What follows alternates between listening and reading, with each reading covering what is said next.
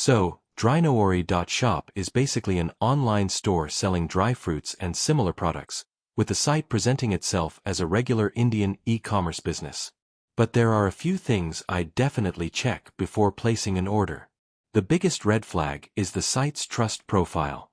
ScamAdvisor currently gives Drynoory.shop a very low trust score and notes that the site has been reported as suspicious and for phishing by IPQS.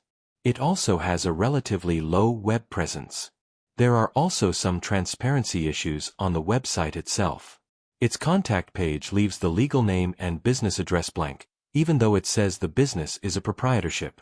The site does list a phone number, email address, and return policy, which is better than having no contact information at all. But returns appear limited to specific problems such as damaged or incorrect products, and customers are told to report issues within 48 hours. So, is Drynoory.shop a scam? I wouldn't make that claim as a proven fact, but there are enough warning signs that I'd personally avoid taking the risk. Overall, if you're tempted by the prices, I'd slow down, verify the business details, and use a payment method with strong buyer protection. A professional-looking store doesn't automatically mean it's trustworthy. Thanks for watching. Don't forget to like and subscribe for more videos.